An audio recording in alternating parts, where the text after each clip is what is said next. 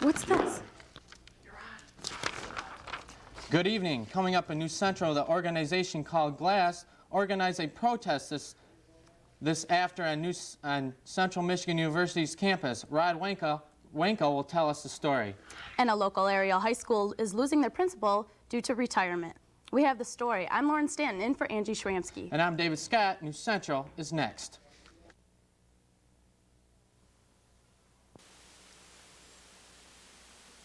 Serving the Mount Pleasant community and Central Michigan University. With Angie Schramsky, Dave Scott,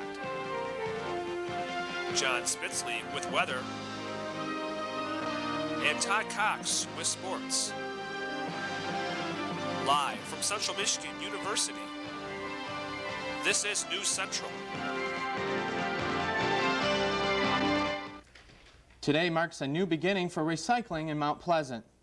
Residents can now be part of curbside recycling. Last week, every household received a blue pin. Renters and homeowners can now place newspapers, cardboard, glass, steel, aluminum cans, and plastic containers outside on the curb each Monday. However, yard clippings and wet paper products will not be accepted. Those items will have to be brought down to the material recovery facility in Union Township.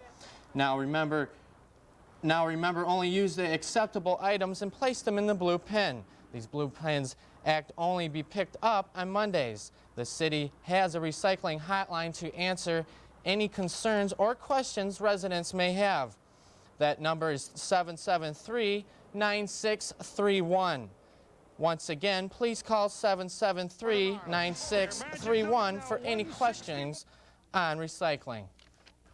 The Campus Community Campaign fundraiser kicked off today. Central Michigan University conducts the campaign annually to gather donations by telephone. The theme of this year's fundraiser is titled, It's Your Move Towards Century 2, in spirit of the centennial. Campaign Chairwoman Diane Tope says that private donations are critical in times of state funding cutbacks. Donations go to different departments and financial aid for students. The campaign will reach out to residents of Clare, Gratiot, and Isabella counties and runs until April 21st. Central Michigan University Society for the Advancement of Management Association returned from SAM's National Convention in Florida yesterday. This year, SAM won first place in one of their two case competitions. The first annual committee service project with the Mount Pleasant Thrift Shop was the winner. Christian Johns, Mike Gaddett, Craig Sheffer, and Letta Quinones was participants in the project. SAM has brought home a plaque from the win. SAM President Rhonda Mahowich was also elected one of the collegiate vice presidents. Mahowich says the trip was educational and very fulfilling. Central Michigan University has a scene for a rally today by the organization called GLASS. Rod Wanko has the story. Earlier today at the Bovey University Center, the Gay and Lesbian Association for Student Support held a press conference concerning the ban on gays in the military and the military's reasons for the ban. Policy is premised on two unproven assumptions. One, straight service members will have such adverse reactions to openly gay service members that the military mission will necessarily be compromised. And two, there is no way to reduce these adverse reactions through strong military leadership so that adverse effects do not occur. The news conference also touched on the non-appreciation that women in the military receive. The non-recognition of women, including lesbian and bi women, in the military service is discriminatory, degrading, and sexist in nature. Shortly after the news conference, a group of protesters held a rally in front of the ROTC building and Warner Hall in an attempt to show the campus community just how concerned they are about the ban being given to homosexuals. I really think it's very important that we as a campus start accepting others that have differences, and that's one of the biggest reasons that I decided to come today. I feel it's very important that we start thinking of people as equals and not being discriminatory against anyone, regardless of whether or not they're different from us. We're here! We're queer! Get used to it! We're here! We're queer! Get used to it!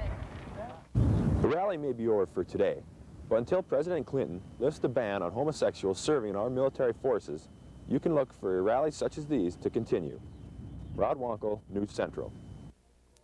Jean Lewis's 6 years as principal of Mount Pleasant High School will be ending shortly. As students at Mount Pleasant High School wait for the school year to end, so will their principal, Jean Lewis, who is retiring at the end of this school year. I want some quality time with my husband, and both he and I want quality time. I've been in this since 1957, and we took a few years out to raise children, and I have 30 years in, and I think that I've done my duty. Since her start at Mount Pleasant High School in 1972, Lewis was previously assistant principal and head of the English department. And after 6 years as principal, there was mixed feelings among the students on her retirement. She seems to have been doing a relatively good job of it. I think the school will miss her.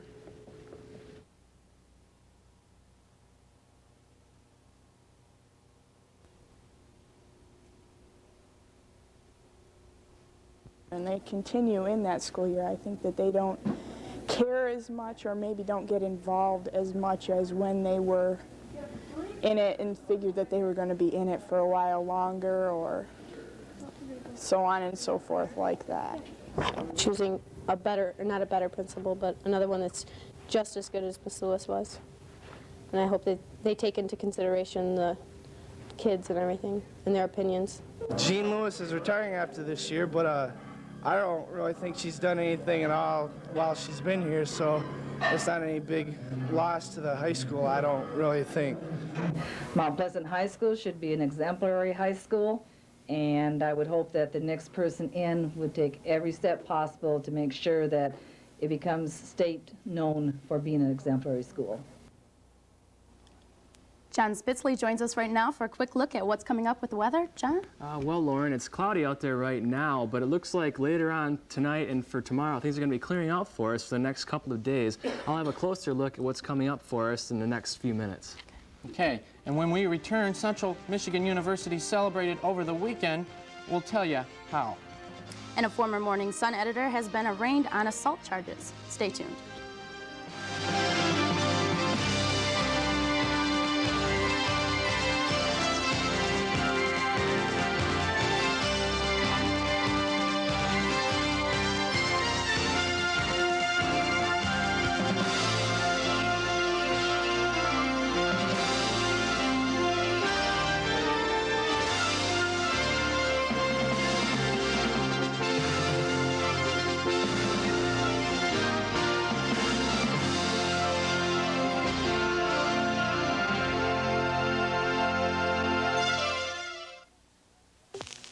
Told you before we went to see the kids to wrap them water pipes with insulation. Yeah, should have listened. And didn't I tell you to leave the doors under the sink open? Yep. And leave the heat on? Yep. You know, if you'd done all them things, we wouldn't have had to rip out the wall-to-wall carpet when we got home. Yep, I know. And we wouldn't have drowned the Victrola.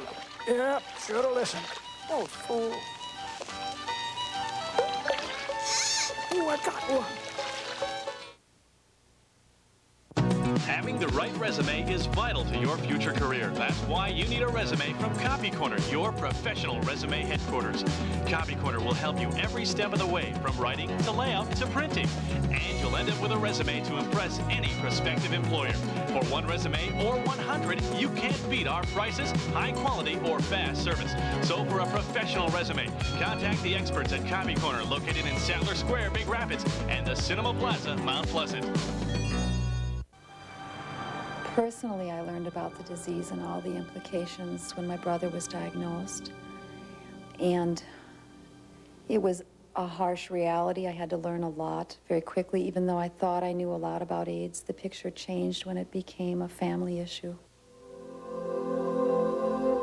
If I, the son of a Baptist minister from basically a rural area, can acquire AIDS, anybody can. Obviously, women can get AIDS. I mean, I'm certainly here to witness to that. That it's not a we-they disease, it's an us disease. AIDS is not a problem that affects other people. AIDS affects us all. Know the facts about AIDS. Know how to protect yourself and your family. Tell others. For answers to your questions about AIDS, call 1-800-342-AIDS. Central Michigan University held its 5th annual powwow in Finch Fieldhouse this weekend. News Central's Gretchen Veneman has the story. Beautiful costumes, music, traders, and dancing. For over 5,000 onlookers, this is a chance to learn about Native Americans' heritage. But for Janice Beckhorn, it's a chance to come together with other Native Americans and socialize.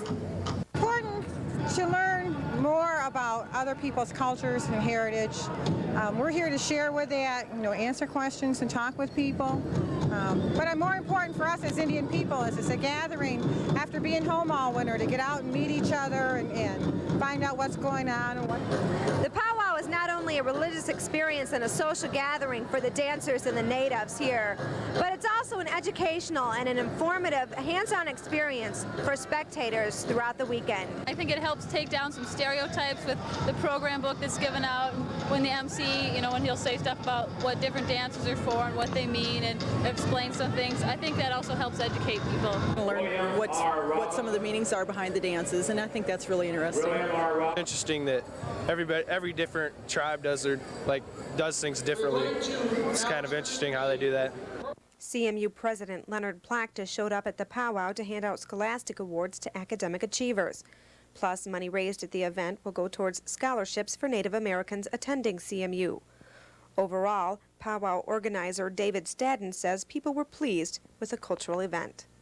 Reporting for News Central, Gretchen Veneman. Former Morning Sun sports editor Don Vanderveen was arrested Saturday and charged with assault by Sun editor John Mastovich.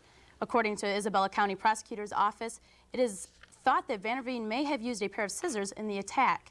Prosecutor Larry Burdick says the attack occurred Friday evening when 34-year-old Vanderveen was called into his boss's office to get fired. Vanderveen allegedly grabbed a pair of scissors. However, investigators are still trying to determine if the scissors were used in the attack. Mastovich was treated and released from Central Michigan Community Hospital for cuts and bruises and a mild head injury. The charge of assault with a dangerous weapon is punishable by up to 4 years in prison. In an attempt to put con artist callers permanently on hold, the Michigan State Police Troopers Association unveiled a Just Hang Up campaign today in Lansing. The association began to organize the effort when people started to complain about how they were treated by fundraisers claiming to represent the law enforcement group. The con artists call impersonating police officers or falsely claim to raise money on their behalf. Oftentimes, the telephone solicitors imply special treatment or hint that police response won't be quite as fast without the donor's help.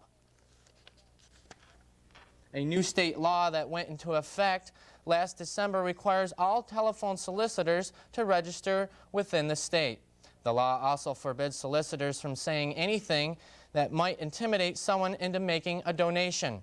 However, officials say such schemes still milk Michigan citizens of millions of dollars a year. Their advice to such high-pressure tactics is just hang up.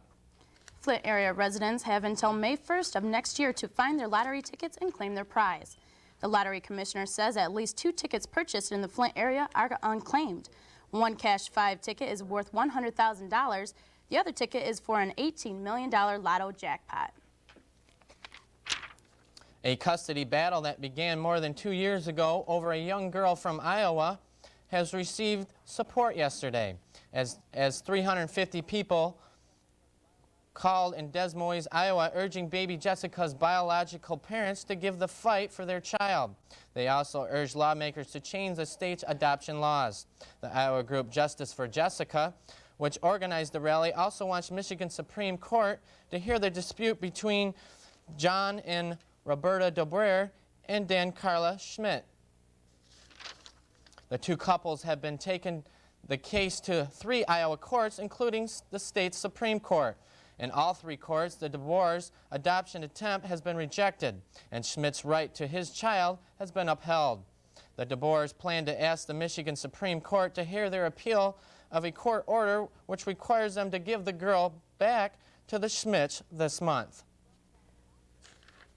President Clinton's $16 billion jobs bill has been blocked by Republican efforts in an ongoing and seemingly unbreakable Senate filibuster. For a 3rd time, Democrats have been unable to stop debate on what the president has called a political power play by Republicans. The White House has said they will continue to press for passage, but the Democrats will likely have to accept some reductions in the $16 billion plan. Each side says the other is to blame for the current impasse, but Senate leaders are continuing talks on a possible compromise. Secretary of State Warren Christopher says if Bosnian Serbs don't accept a peace plan, the U.S. will soon press for allowing arms shipments to Bosnian Muslims. Christopher told NBC today that he won't put a deadline on how long the Serbs have, but added it would not be a matter of months by any means. The secretary said lifting the arms embargo on Bosnia and arming the Muslim forces would escalate fighting, but on the other hand, he added shipping arms to the Muslims might level the playing field since the Serbs right now have all the heavy weapons. Federal agents aren't putting much stock in suggestions that the end of the Passover might mean the end of the cult siege near Waco, Texas. Attorneys for the leaders of the cult say they expect the standoff to end soon after Passover, but aren't saying when exactly the members might surrender or when exactly the cult believes Passover ends. In the air as to even when Passover begins to David, whether or not it begins tonight, the next day, or the next night. And then when it ends, there's some confusion as to whether or not it's 7 or 8 days. Swenson says officials are leaving their options open, but still want the siege to end without anyone getting hurt. Don't go away, because when we come back, John Spitzley is going to have our spring-like forecast. And Todd Cox will be in a little later with the NCAA final matchup. Stay with us.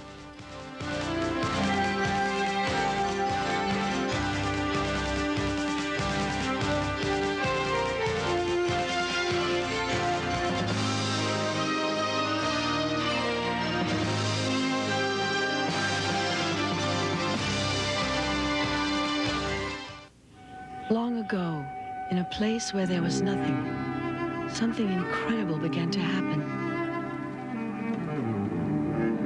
As the centuries passed, a beautiful forest blossomed, and all was well. Then one day, a man was careless. And once again, there was nothing. That's my dad. And that's Mom. Dad's got an idea. A way to get rid of all the grody garbage that's polluting the world. He's invented a big rocket ship to shoot all the garbage into outer space. Mom's not sure. But Dad says his invention will save the world. There's an easier way to save the world. Recycle. For your free recycling action guide, write Recycle. Environmental Defense Fund, 257 Park Avenue South, New York, New York. Do you live like this? Crowded, overpriced, distant from campus? Why? When Arthur's Village offers affordable, spacious apartments close to campus. Residents especially like the large bedrooms and ample living space. I have so much room here at Arthur's Village I couldn't imagine living anywhere else. Now I have room for all my stuff. Arthur's Village apartments are not only spacious, but affordable too. With 9-month leases and low summer rates, Arthur's Village meets students' budgets. Arthur's Village is so affordable that after paying my rent, I have enough money left over to do the things I enjoy doing. Arthur's Village economical 3- and 4-bedroom furnished apartments are also close to campus. I just had a rough day of classes. I'm ready to go over to SAC, work off a little tension, playing some hoops. And since I'm so close to campus, I can be there in a few minutes. Arthur's Village, spacious, affordable, close to campus. Located at 722 West Broomfield. Call 772-2163 for more information. Well, good evening, everybody. Currently under cloudy skies, we're at 44 degrees. Our dew point's at 27, and our humidity's at 51%. The barometer's falling now at 30.19 inches, and the wind is easterly out at 9 miles per hour. We have no precipitation as of yet. We look at our almanac page. Our normal high is 51. We had a record of 79 back in 1988. Normal low is 33, and we had a record low of 15 back in 1975. You see our sunset time is at 8 o'clock. It's getting lighter out later on now that the time has changed. Let's take a look at our national map now. You see that there is one low pressure system down off to our south. That's kicking off some thunderstorms for Florida, and they got hit last night with 12 tornadoes.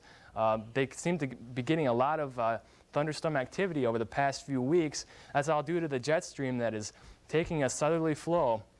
You see there's high pressure that should be moving up a little bit to the north, that's going to clear things up for us for tomorrow and for Wednesday. But then by Thursday, this system here, which is now branching off into two separate parts, is going to be giving us probably some rain for Thursday and Friday.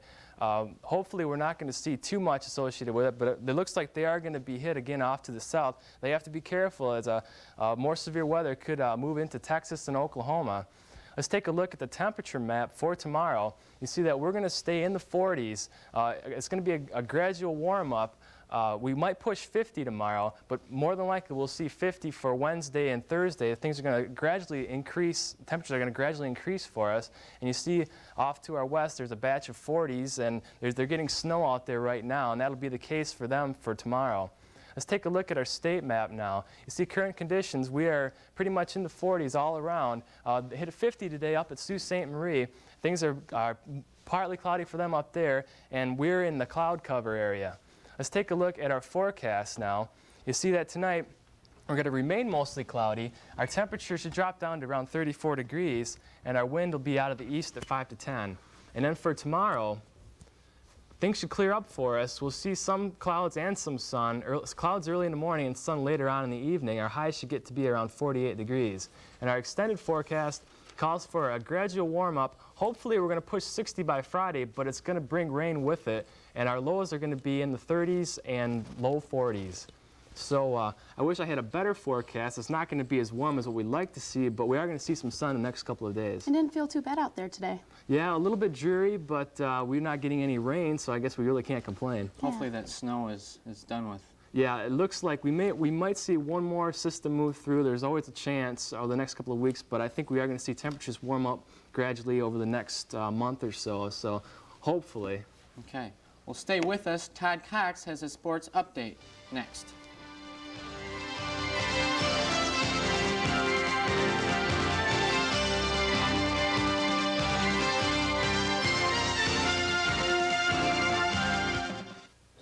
Having the right resume is vital to your future career. That's why you need a resume from Copy Corner, your professional resume headquarters. Copy Corner will help you every step of the way, from writing to layout to printing. And you'll end up with a resume to impress any prospective employer. For one resume or 100, you can't beat our prices, high quality, or fast service. So for a professional resume, contact the experts at Copy Corner, located in Sadler Square, Big Rapids, and the Cinema Plaza, Mount Pleasant.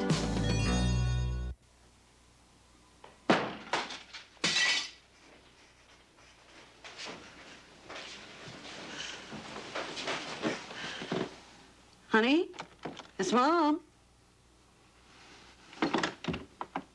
Please let me in. I'm worried. Learn to see the signs of mental illness. 2 out of 3 people who get help get better.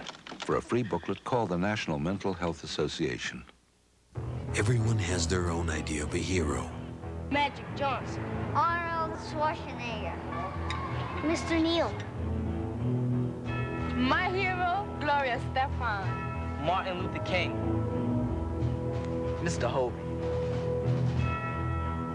These are teachers, but to the kids they've reached, they're heroes. They've given them hope. They've given them choices. They've changed their lives. Well, the children are the heroes. The most fulfilling thing is watching a child succeed. I just like to help them make their dreams come true. Teachers have the power to wake up young minds, to be heroes, to make a difference. Reach for that power. Teach. If you want to make an impact on our future, call 1-800-45-TEACH. Mr. Wilkins. Mrs. Eisenhardt. Mr. Adler. Be a teacher. Be a hero. And Todd Cox joins us now with sports. Todd, the big game's tonight. Big game, and what began as a 64-team tournament is now down to a pair of teams. Michigan and North Carolina will vie for the NCAA title tonight in New Orleans. The Tar Heels are looking for their first national championship since 1982, but Jalen Rose says it's time to put up or shut up. Both these teams met in December at the Rainbow Classic in Hawaii. Michigan won that game 79-78 on Jalen Rose's last-second rebound basket. Tonight's key matchup will be between Chris Webber and Eric Montrose. Tip-off time is set for 9:20. Well, Detroit Pistons had the night off yesterday, but there's plenty of action in the NBA as New York outdueled San Antonio 108 to 103. Patrick Ewing led the Knicks with 27 points and 17 rebounds. It was Chicago 101, Boston 89. Michael Jordan scored 33 points and Scottie Pippen contributed 28. Cleveland down New Jersey 105-99. Mark Price netted 27 points and dished out 13 assists for the Cavs. Phoenix got by Indiana 110 to 100. Charles Barkley scored 32 for the Suns. It was Utah 111, the Lakers 99. Karl Malone tallied 24 points to send the Lakers to their 8th loss in 9 games. The Clippers down Dallas, or actually they got by Dallas 119-115. Kenny Norman was a game-high scorer with 26 for the Clips. Miami thumped Orlando 124-106. Former Spartan Steve Smith scored a career-high 31 points for the Heat. Denver pounded Minnesota 120-94 as Dikembe Mutombo had 16 points and 18 rebounds. And Philadelphia got by Sacramento 112-102. Hershey Hawkins led the Sixers with 33 points to end the win streak of 6 games for Sacramento. Well, the CMU baseball team took a pair of doubleheaders from Miami this past weekend as they bounced the Redskins on Friday 10-3 and 12-0, and then 6-1 and 1-0 on Saturday. The Chippewas outscored the Redskins 29-4 in the series.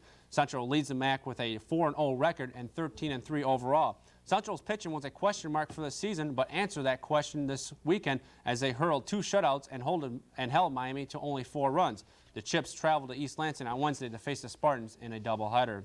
Well, while the college basketball season ends tonight, the baseball season got underway today. The Detroit Tigers are out in Oakland to play the defending Western Division champ Oakland A's.